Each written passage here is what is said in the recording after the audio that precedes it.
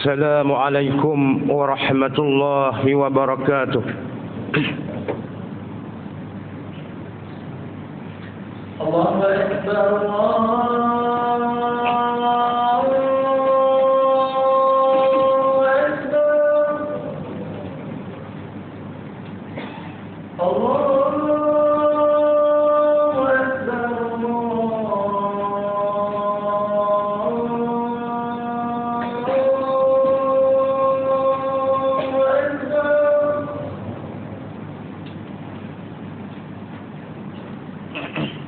أشهد أن لا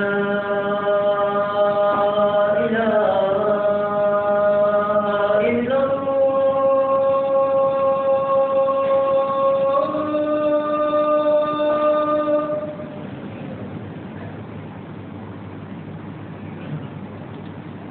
أشهد أن لا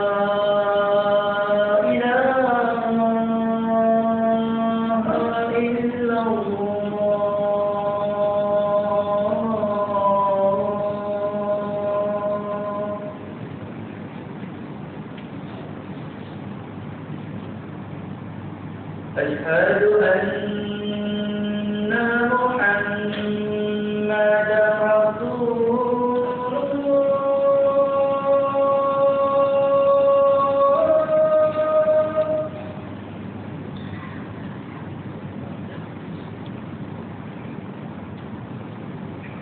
أشهد أن محمدا رسول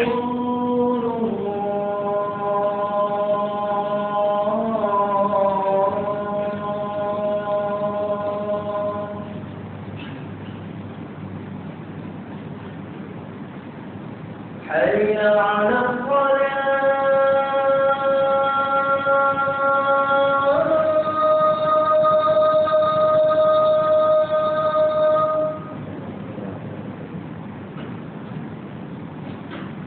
حي على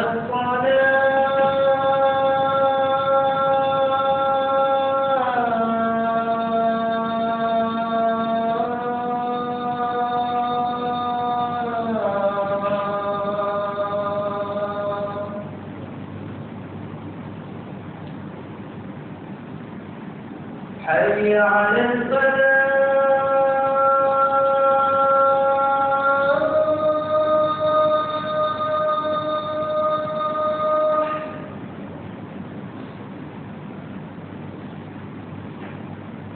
حي على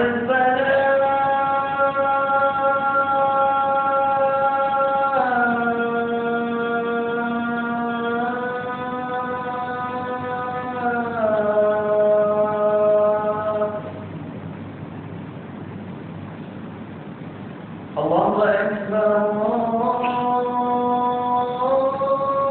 الله أكبر لا إله إلا الله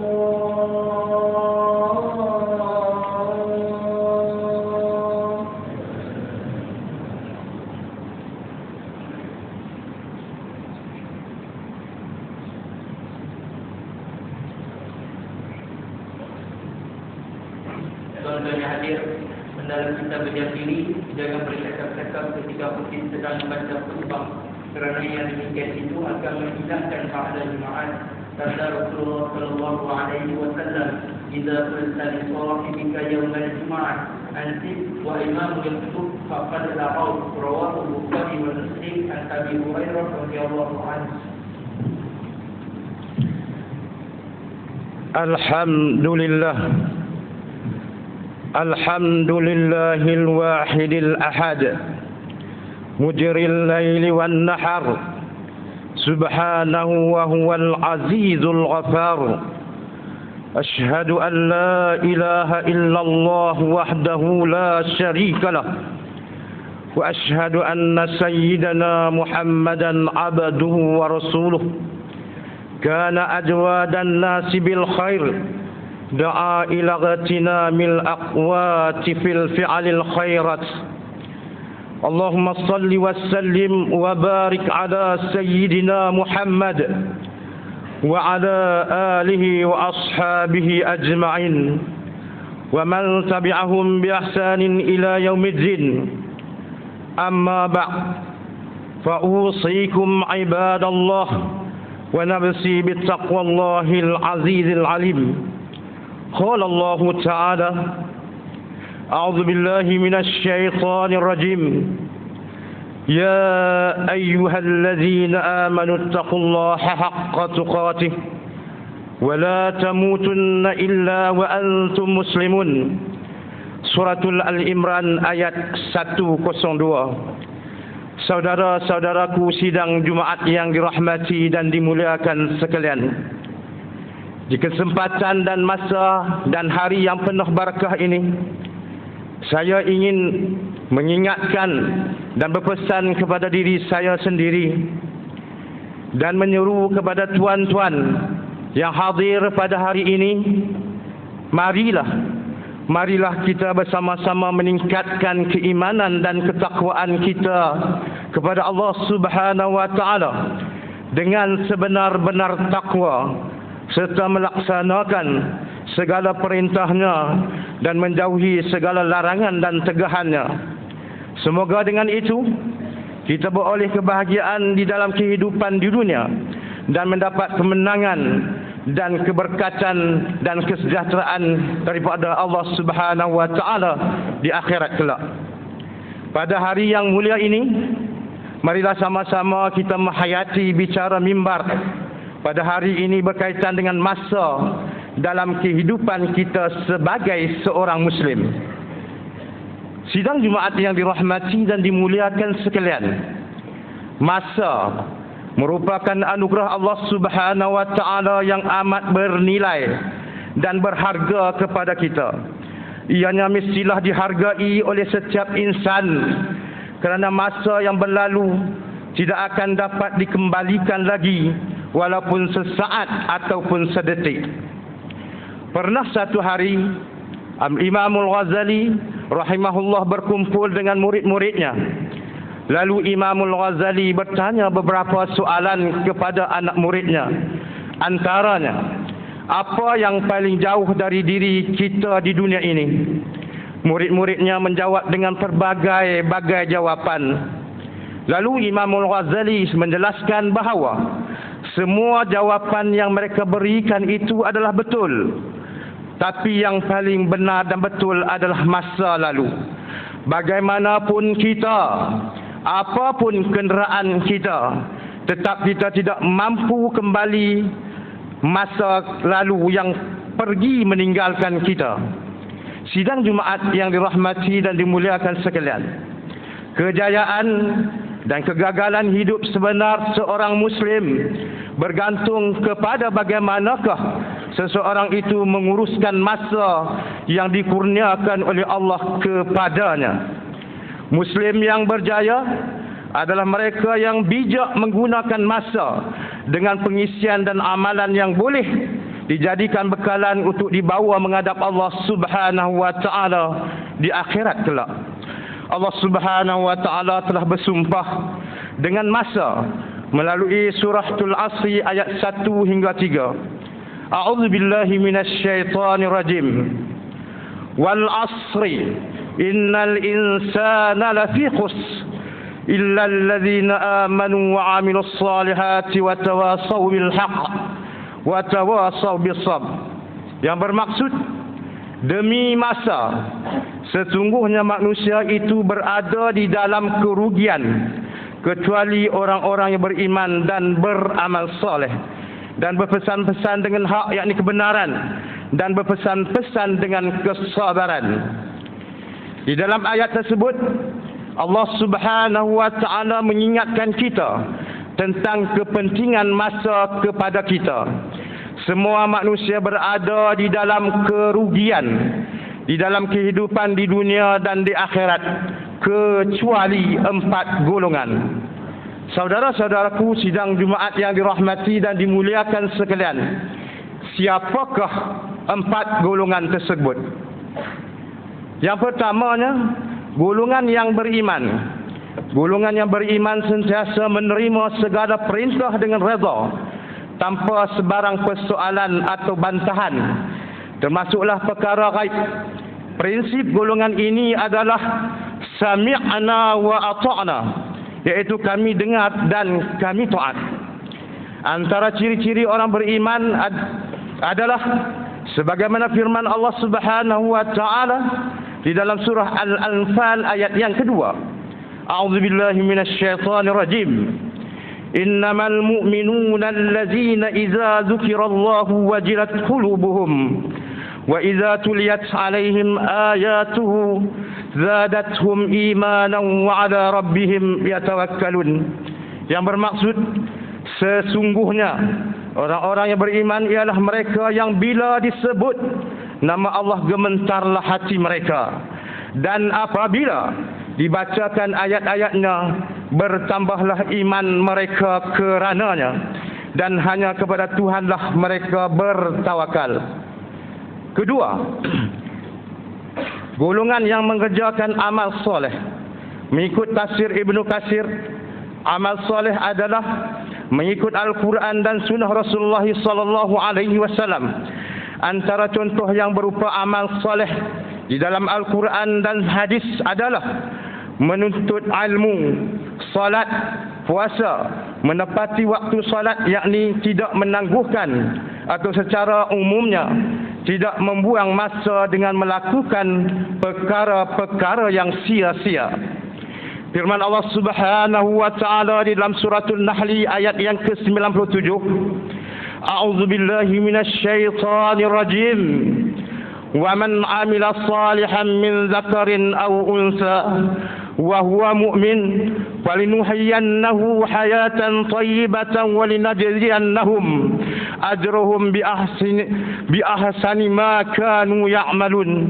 Yang bermaksud, barang siapa yang mengerjakan amal soleh, baik lelaki ataupun perempuan dalam keadaan beriman, maka sesungguhnya akan kami berikan kepada kehidupannya yang baik, dan sesungguhnya akan kami berikan balasan kepada mereka dengan pahala yang lebih baik dari apa yang telah mereka kerjakan.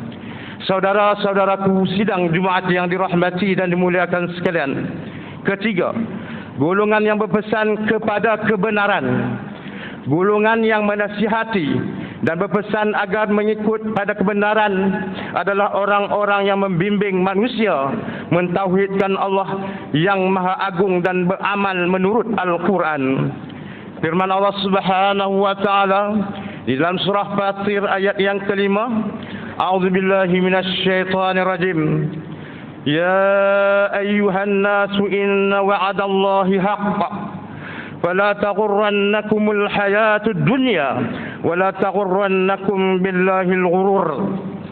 Yang bermaksud, wahai manusia, sesungguhnya janji Allah itu adalah benar, maka sekali-kali janganlah kehidupan dunia memperdayakan kamu, dan sekali-kali janganlah syaitan yang pandai menipu memperdayakan kamu tentang Allah.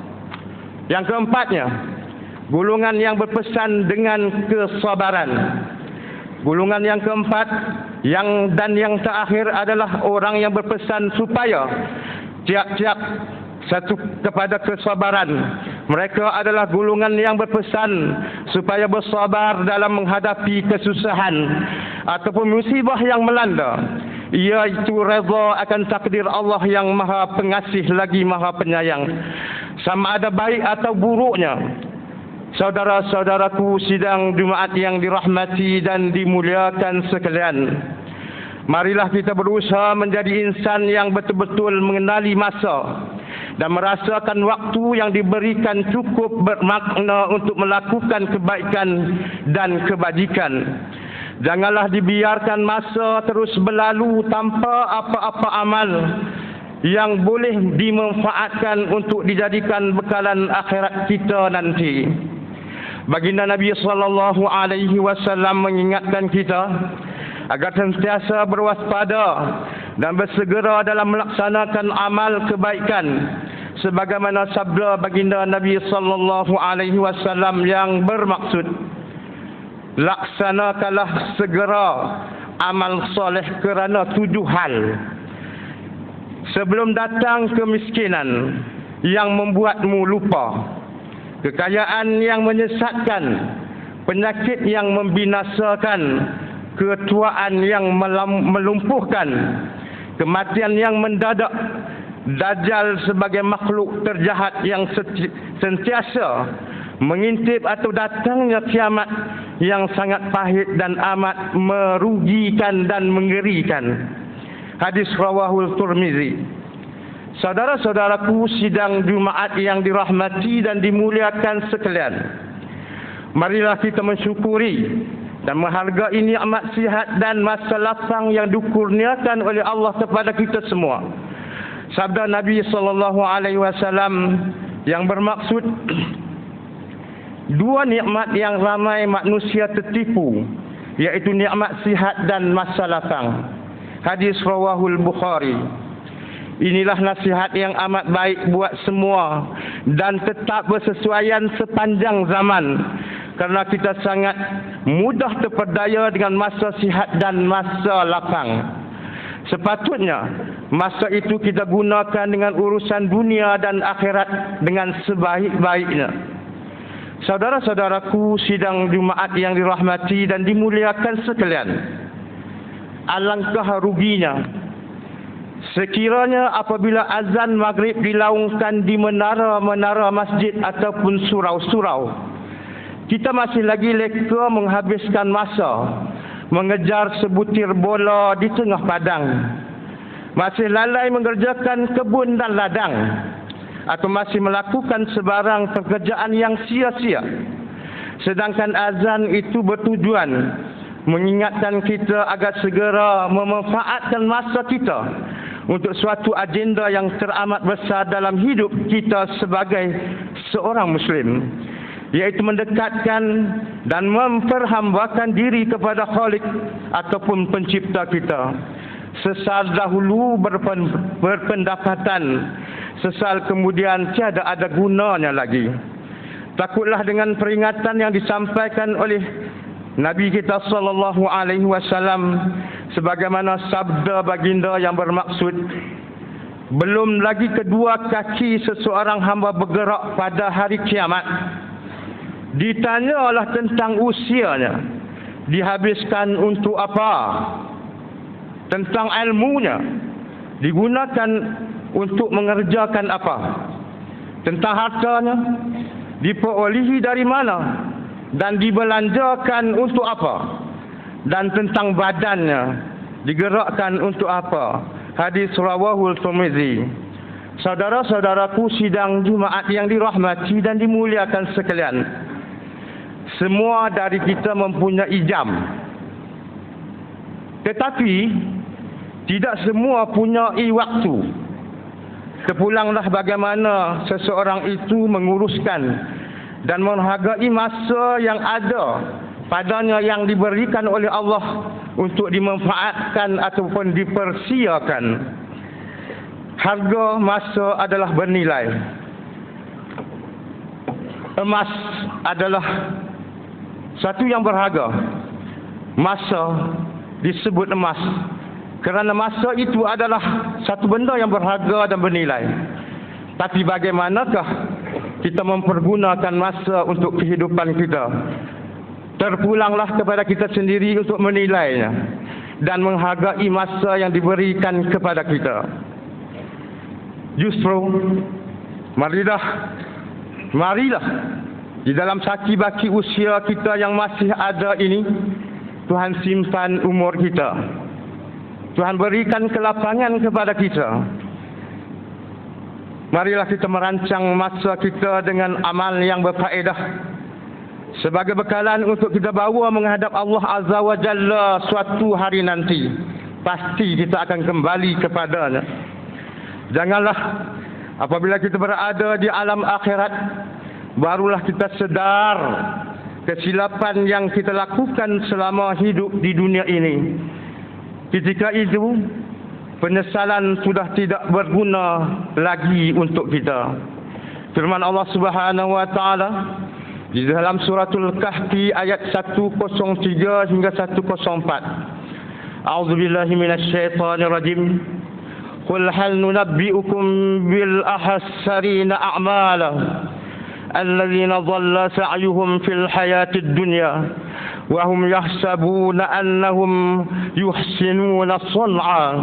Yang bermaksud, katakanlah wahai Muhammad, mahukah kami khabarkan kepada kamu akan orang-orang yang rugi serugi-ruginya dalam amal-amal perbuatannya, yaitu orang-orang yang telah sia-sia amal usahanya dalam kehidupan dunia ini, sedangkan mereka menyangka bahawa mereka sentiasa betul dan baik pada apa sahaja yang mereka lakukan.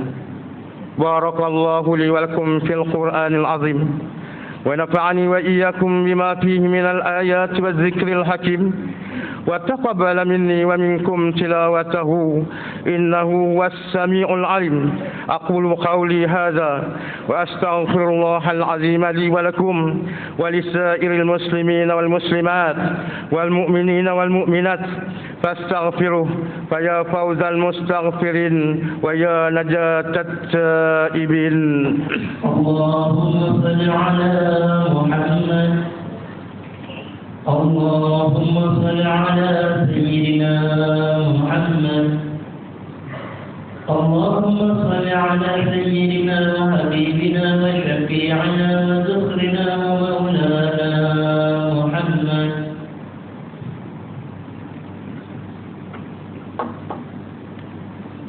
Alhamdulillah, alhamdulillah hamdan katsiran kama amar. Asyhadu an la ilaha illallah wahdahu la syarika lah wa asyhadu anna sayyidana Muhammadan abduhu wa rasuluh. Allahumma salli wa sallim ala sayyidina Muhammadil munziri minadh dhalalah wal jahali ila nuril haqq wal iman wal huda wa ala alihi wa ashabihi alladhina hum qudwatuna wa lahumul fadlu ala jami'il ummati ila yaumil khari'ah. Amma ba'd, fa ya ibadallah, fa inni usikum wa nafsi bi taqwallahil aliyyil azim wattaqu la'allakum tuflihun. ittaqullaha min sama'il laqwi wa fudulil khabar وانتهوا عما نهاكم عنه وزجر. فقال الله تعالى: أعوذ بالله من الشيطان الرجيم. يا أيها الذين آمنوا اتقوا الله ولتنظر نفس ما قدمت لغد واتقوا الله إن الله خبير بما تعملون. واعلموا أن الله أمركم بأمر عظيم، أمركم بالصلاة والسلام على نبيه الكريم. فقال الله تعالى: إن الله وملائكته يصلون على النبي يا أيها الذين آمنوا صلوا عليه وسلموا تسليما.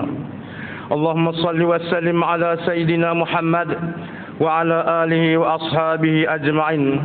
وارض اللهم عن الخلفاء الراشدين ساداتنا أبي بكر وعمر وعثمان وعلي وعن بقية الصحابة والقرابة والتابعين ومن تبعهم بإحسان إلى يوم الدين.